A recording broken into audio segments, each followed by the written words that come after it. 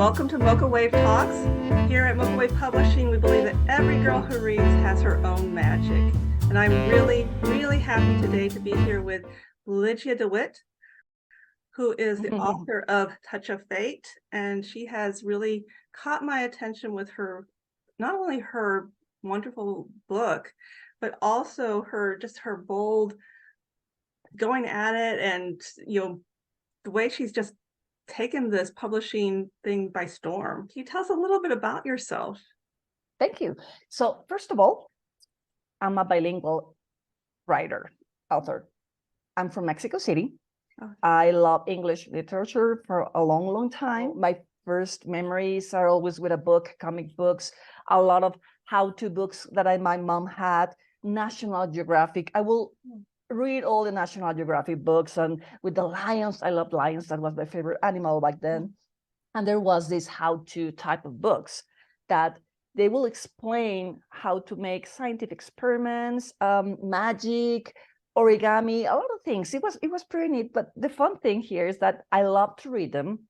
I didn't do any of those things that they said. It was just, imagining it in my head. So I guess I had the seed of a writer since then. Yeah. And when I was in high school, we had this library at my campus, and I love spending a lot of time in there. So I think many of us writers can relate, right? Yes. You spend a lot of time reading. You love reading. You just stroll around the book. At that time, we didn't have internet, so we just fill the books.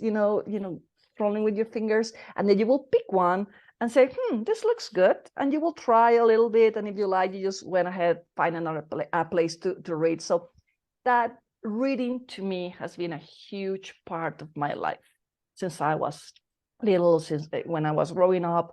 One of the memories that I have from my youth, actually, was not partying or anything of the sort. I've never been a party girl, but it was shutting down in my room, putting music, having something, a snack to eat, water. That's living. That's the way to live. There you go. Don't we love that? And we're just having a book and just getting lost in books. Yes. It's just magical. When I started reading books in English, I was actually Harry Potter one of the first. Wow. Reading Hagrid First one in English versus the translation. It's like, what is he saying? I know some of those words aren't even real words. But to me, it was like a portal going to a new world. It was like, oh my God, what is this? I'm very, very thankful for translators. Otherwise, I wouldn't be able to read so many amazing books. But when you read it, in my case, when I started reading English, it was like, a light came up, and I love it. It was Harry Potter. It was the fourth book, and it was Jane Austen as well. Oh. I didn't know Jane Austen until I was in my late 20s. Yeah. And I found her. I was like, whoa. I know a lot of people don't like her because she's old style, but I don't mind. I don't mind reading a lot of old style writers, classics, because a great story, it's always a great story. Yeah. And even though the narrative's a little bit weird now, but when you forget about that and you get into the book, it's beautiful. And I fell in love with Jane Austen.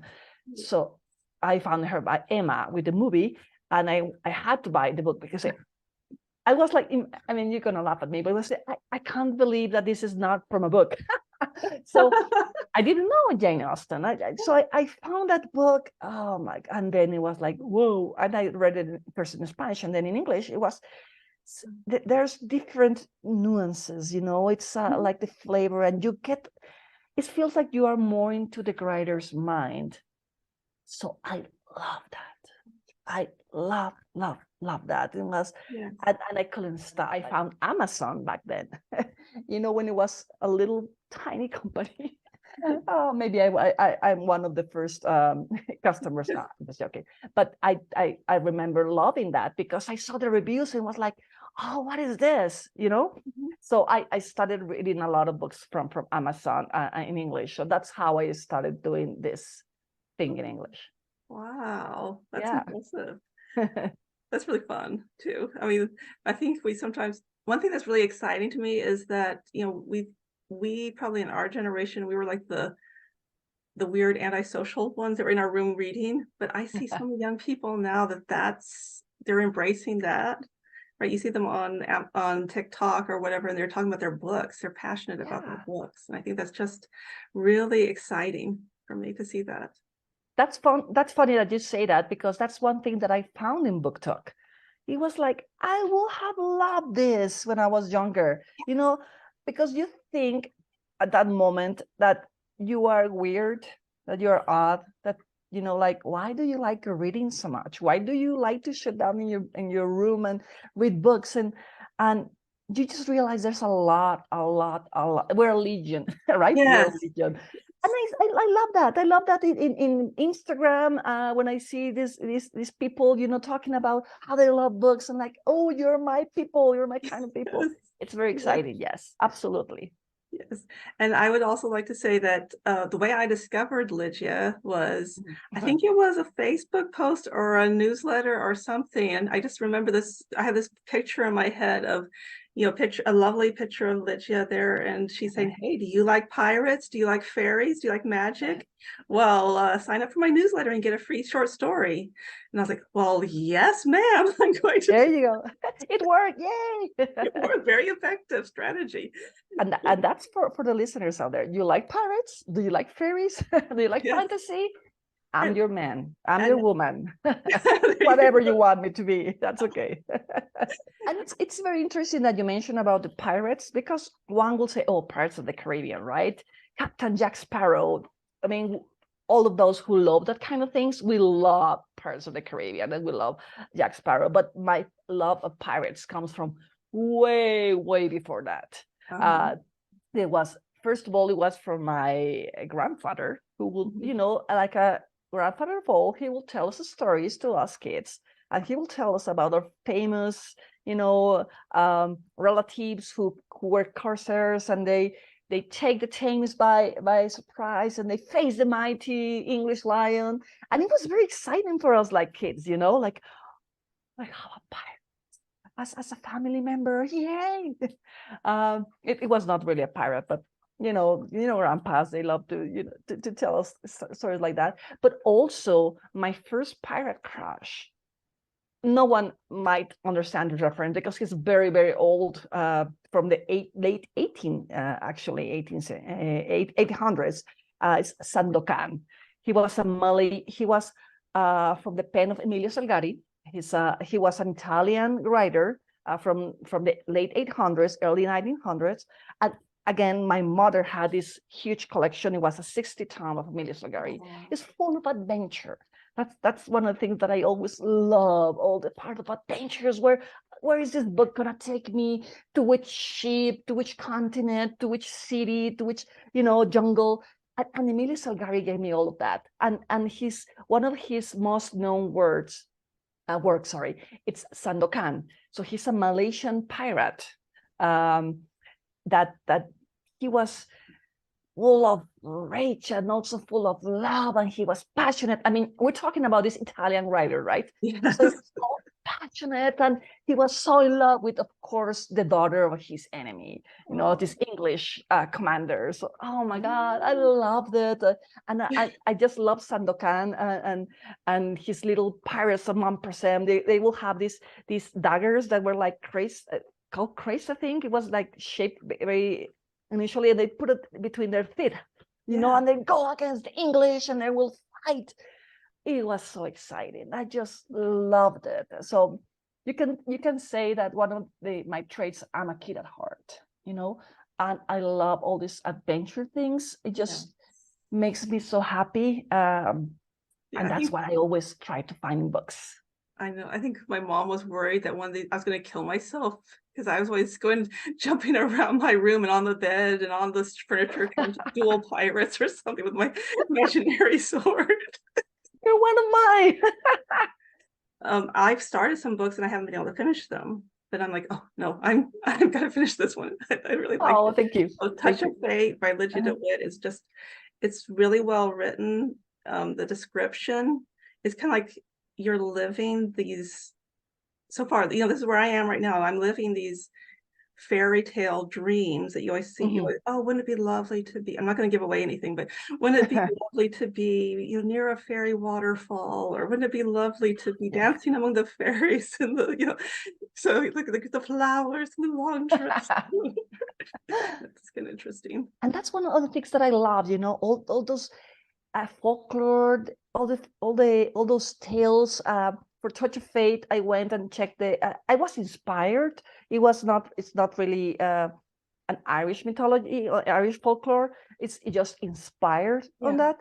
Oh, by the way, I have a glossary. I added a Bradais glossary. Okay. So yeah, because I use a lot of words, based on the Irish Gaelic. And some of them I modified, of course, because that's what writers do. We just take things and we just put them apart. So the puka, right? You already saw the puka.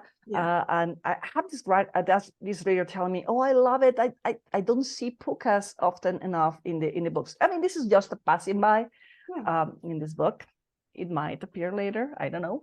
But yeah, it was very fun to find those folklore, those legends of all, like the hawthorn, it's a fairy tree. And they believe that if you cut them down, the fairy will take revenge on the humans. So it was like a sacred tree. Okay.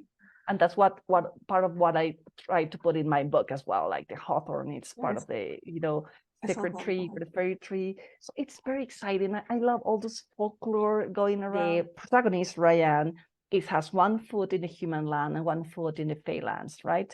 And it's kind of fun because you see a lot of memes take it, all the characters, all the protagonists, they have tragic backstories, right? And she doesn't have any tragic backstory. She's like a normal girl, she's the girl next door. I mean, she's a nurse, except that, of course, she has a pixie guardian and no one can see it, so she has to adjust. So I think that's part of, that magical thing that I reflected in the book. It's like, you have a normal life, but you really want to have that different type of life. You want to see the Fae lands, you want to see the pirates, you want to see adventure, you want to go to Harry Potter, have the letter for Howards, and all those kind of things that takes you away from what you have in the normal world, right? So that's part of what I tried to do with my book, and have these two dual lives, and that's part of what her struggle tried to fit in both realities, because she doesn't fit well in one in the other. And I think that's very normal for us, right? That's something that's very attractive to the people, the readers that you're targeting. That's very attractive to us, because I mean, I think we feel like that. We're the ones that we're going to say the awkward thing and make the date go wrong. We're the ones that we're probably feeling like some little things buzzing around telling us what we're supposed to do. I haven't gotten to probably the creepiest yet. I don't know, but there's some tension there. Definitely, there's some dark, which keeps it very interesting. It's not so dark that it's not horror dark, but it's dark enough that it keeps you interested. You're like, oh, the hidden mystery. I'm going to find out what this is. And is Ryan going to survive? Yes. I hope there's another book, right? Oh yes. Actually, book 2. So I mean, I know a lot of people's like, oh, I'm going to read this book 1, but when it's going to book 2 is going to happen. It's already on my publisher's hands, the last version. I'm so excited. This second book, so excited. Of course, with the first one in a trilogy, it's a start, and you set up the characters, you set up the world. You of course have your adventures and you have your risk, but book 2 of course ups this. There's more excitement, there's more adventure, there's more danger. You have a little more pirates around, and it was amazing to write this and working with my editor and going back and forth. She's awesome. I can tell you that I'm so lucky. I have just an awesome editor, and she pushed me even further, to take this book. And right now the last version is with her. We still need to work, understand all the things that happens between behind doors, but it's there. And I already have also book 3, which is the last one. I have like 70% done. Oh, wow. Look at Yeah. you. You are Yeah. moving. You're doing great. Reviews are our validation as authors that we're doing the right thing. Yes. It helps us a lot. So we're really, really, really grateful when people review our books. It's like, yes. Yes. So if you want to support an author, whichever you want, write a review.